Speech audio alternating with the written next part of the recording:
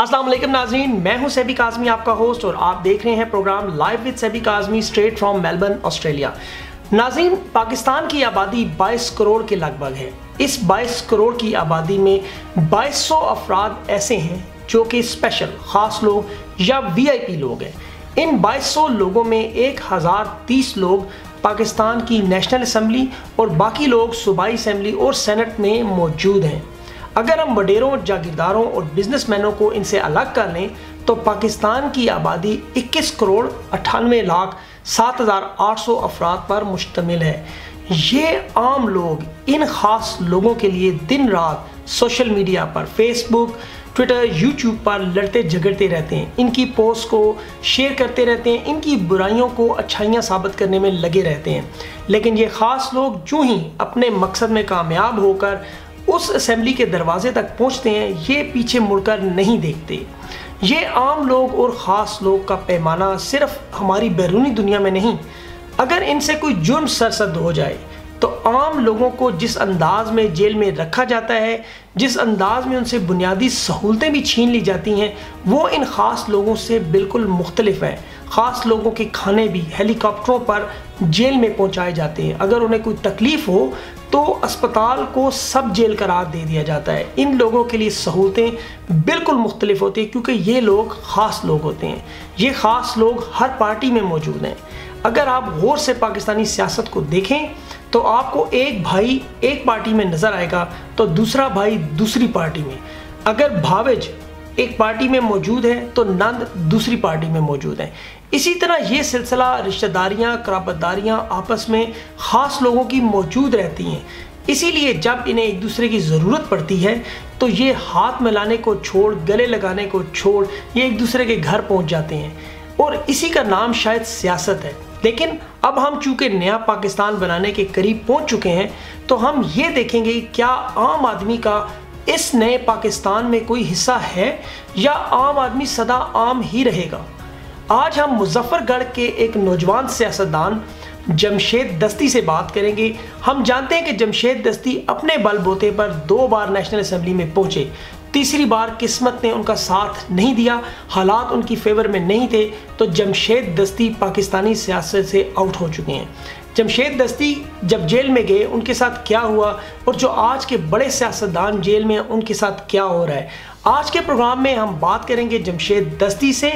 उससे पहले मैं आपको एक छोटा सा पैकेज दिखाता चलता हूँ, उसके बाद जमशेद दस्ती के पास जाएंगे। मिलते हैं एक छोटी सी ब्रेक के बाद। जेल में मुजरिमों जैसा सुलूक। अदालत में पेशी के मौके पर कैदियों की गाड़ी में बैठे जमशेद दस्ती अपनी दास्तान सुनाते हुए आप दीदा हो गए। मुझे मार मार के टॉर्चर करके ऊपर से हुक्म है खुदा के लिए मुझे बचा लो। रुकने कौमी असेंबली कहते हैं जेल में घसीट घसीट कर तशद्दुद का निशाना बनाया जाता है। 6 दिन से कुछ खाने को नहीं दिया गया, जबकि जेल का अमला रात को सोने भी नहीं देता। इतना तशद्दुद किया हुआ है, इतना तशद्दुद किया हुआ है कि मेरी पूरी तरीन हालत है। मैं 8 दिन से सो नहीं सका। उधर पंजाब हुकूमत ने रुकने कौमी असेंबली जमशेद दस्ती के तशद्दुद के इल्जामात पर नोटिस देते हुए मेडिकल बोर्ड बनाने का ऐलान कर दिया कि वालिदा और बहनों ने उनसे मुतादिद मुलाकातें की हैं और उन्हें घर का खाना भी फराहम किया जा रहा है। नोटिस लें, गिरफ्तार है मैंने की अपील।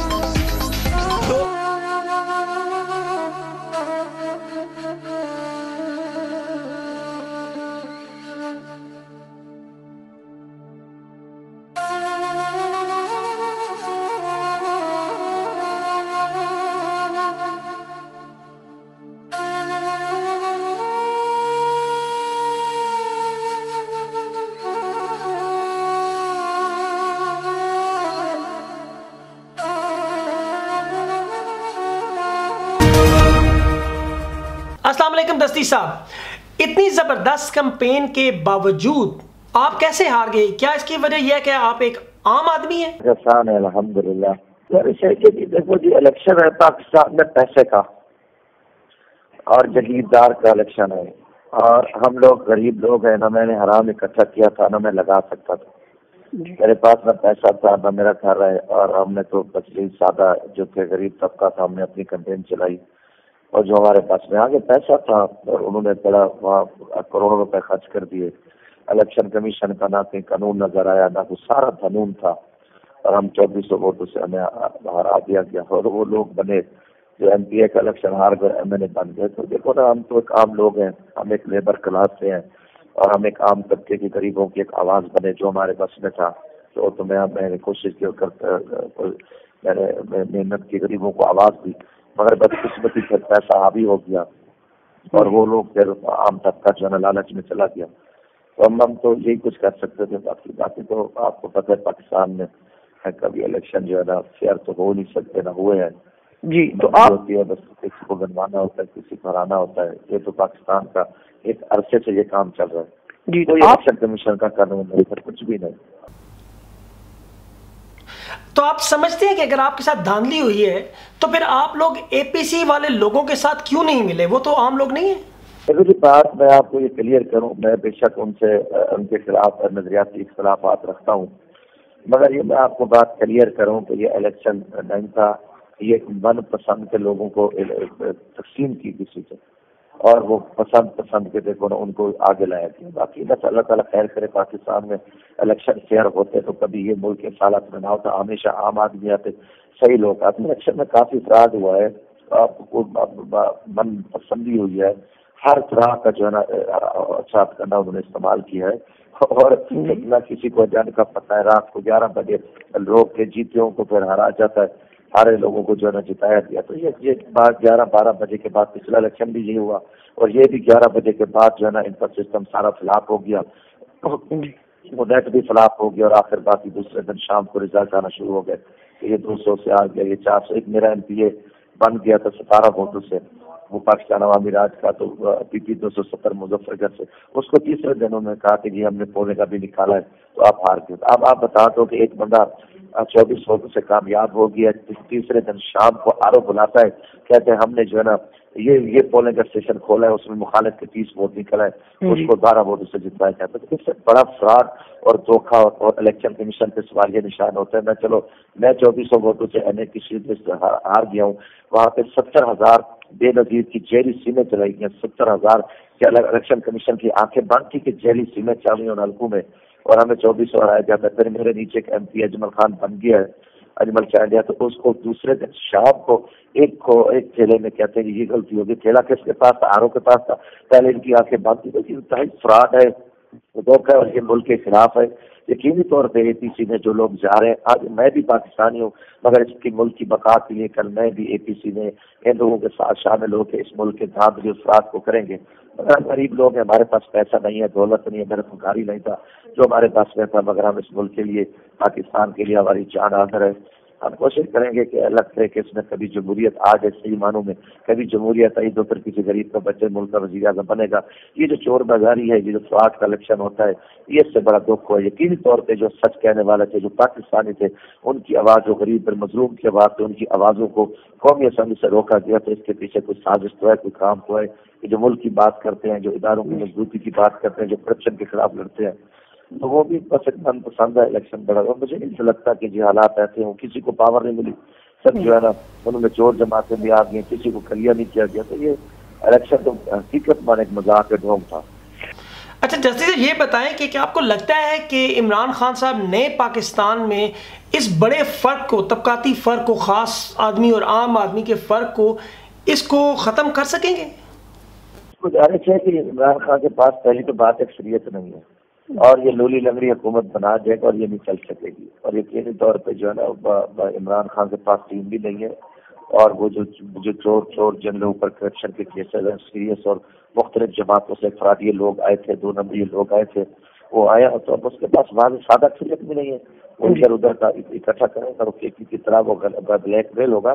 عمران خان اگر مخلص تھا تو اس الیکشن کو مسترد کرتا, اور یہ کہتا کہ میں فیئر الیکشن کے طرح چاہتا ہوں. عمران خان صرف ایک نام لے کے آنا چاہتا ہے کہ میرا بھی ایک دفعہ وزیر اعظم میں نام آ جائے. اس نے کرکٹ سمجھی ہوئی ہے کہ جیسے میرا ورلڈ کپ میں نام آ گیا، اب ایک نام تو عمران خان کا لکھا جائے گا وزیر اعظم میں، مگر عمران خان گورنمنٹ چلا سکتا ہے اور نہ ہی اس کے پاس کچھ۔ اچھا یہ بتائیں کہ آپ خود کہہ چکے ہیں کہ مشکل حالات میں پاکستان تحریک انصاف کی اعلیٰ قیادت نے اور شیخ رشید صاحب نے آپ کی بڑی مدد کی تھی، تو کیا اس دفعہ آپ کی مدد نہیں کر سکے یا انہوں نے کرنی نہیں چاہیے؟ دیکھو جی، گزارش یہ تھی کہ میں ان کے ساتھ اپوزیشن میں کھڑا رہا اور انہی کی لڑائی میں لڑتا رہا، فرنٹ پہ آ کے عمران خان کا دفاع میں قومی اسمبلی میں کرتا رہا، اور سب سے زیادہ جو مشکل اور سخت اپوزیشن کی میری تھی، میری گلی میں خاک رو بھی بند تھا، میرے ہر دوست پہ تیار ہوئی اور میرے ساتھ جو ایک شرمناک سلوک کیا گیا تو وہ ان کی وجہ سے ان کا میں اتحادی تھا، میرے اوپر کچھ پیشنٹ مجھے ٹارگٹ کیا گیا کہ نواز شریف کو میں اسمبلی میں نہیں آنے دیتا تھا، ان کی کرپشن کے خلاف میری سب سے زیادہ قومی اسمبلی میں ایک ریکارڈ پہ آواز ہے، تو جب وہ مشکل وقت میں ان کا ساتھ دے رہا تھا، انہوں نے میرا ساتھ دیا، تو جب الیکشن ہے تو انہوں نے بہت گھٹیا کام کیا اور میرے مقابلے میں لوگ کھڑے کر کے دیکھو میرے دونوں حلقے سے ان کے امیدوار چوتھے نمبر پہ آئے ہیں۔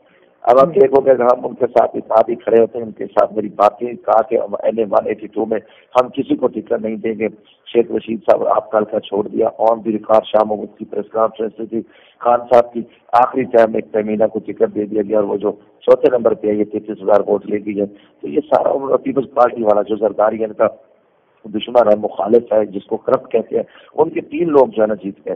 اگر میرے ساتھ اتحادی ہوتے، مظفر نگر کی 6 سیٹیں تھی، 1 PTI کو ملی ہے، باقی جو ہے نا PTI ہار گئے، تو ہمارے اتحادی ہوتے ساری جیت کے جاتی۔ تو انہوں نے جمشید دستی جو ان کا ساتھی تھا، جو مشکل وقت میں ہم ایک دوسرے کے ساتھ کھڑے رہے، نواز شریف کی ظلم کا شکار رہے، اب اس کو جدا کر کے آپ ایک اچانک خواتین کو لیتے ہیں، وہ پھر دیکھو وہ جیت جاتی، چوتھے نمبر پہ آئی ہیں۔ تو انہوں نے میرے ساتھ تو زیادتی کیا نا، انہوں نے اس چیز کو نہیں دیکھا، بلکہ کرپٹ جو زرداری کو چور کہتے تھے میرے مقابلے میں ٹکٹ دے کے اور زرداری کی سیٹیں انہوں نے جتوا دی ہیں، تو یہ تو زیادتی کیا نا انہوں نے، اور اندر خانے میں ان کا اتحاد تھا جو تھا ہمارے ساتھ، تو انہوں نے وہ نہیں کیا۔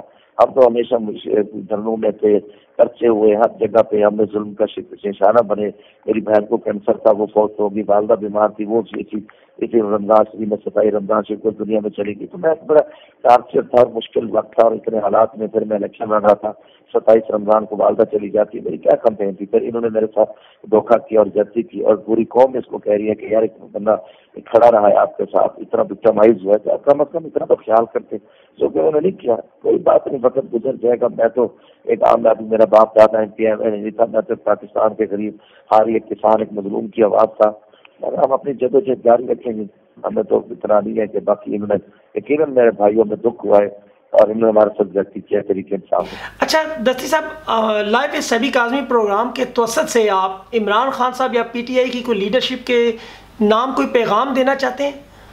دیکھو جی کہ میں میرے ساتھ کھڑا رہا ہوں، 5 سال وکٹمائز ہوا ہوں، سارا کچھ ہوا ہے، اتنے بڑا ظلم اور جبر کا ہم نشانہ بنے ہیں، نواز شریف کی مرضیت کا میں ہمارے گھر تباہ ہو گئے، خالی ہو گئے، تو خان صاحب کم از کم ان کا اپنے ان کا جو مشکل وقت میں اکٹھی پوزیشن گزاری، کم از کم ضرور جمشید دستی کا خیال رکھتے تھے۔ وہ جمشید دستی ایک غریب، ایک مزدور، ایک لیبر کلاس سے نچلے سطح سے ہے، تو وہ خان صاحب نے ایک بہت بڑی زیادتی کی، تو یہ میرا گلہ ضرور ہے، اس کو دے دینا، تو باقی اس کو بولو کہ اللہ سے ہم دعا گو ہے کہ اللہ تعالیٰ اس کو وزیر اعظم بنا رہے، اللہ کرے وہ ملک کو دار دور کرے، اور جو اس نے منشور کیے اللہ اس کو عمل کی توفیق دے، ہماری دعا ہے اس کے ساتھ۔ دستی صاحب آپ کا گلہ بجا ہے، لیکن کیا آپ عمران خان صاحب کے لیے آپ کی اس وقت خواہشات کیا ہے، آپ کیا چاہتے ہیں ان کے لیے؟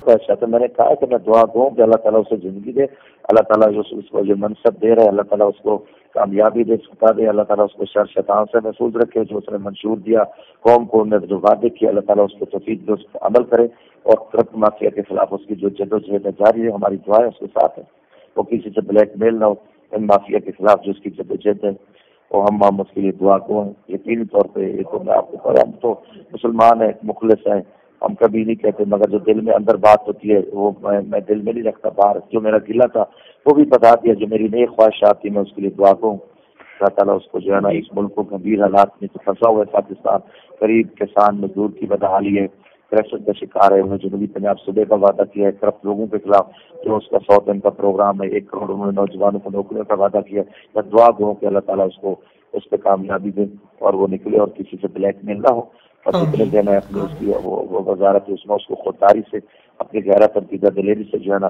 وہ اس کو چلائے، اور اچھی بات ہے اگر وہ کسی کے ہاتھوں ٹریپ ہو گیا تو وہ پھر نہیں چل سکے گا۔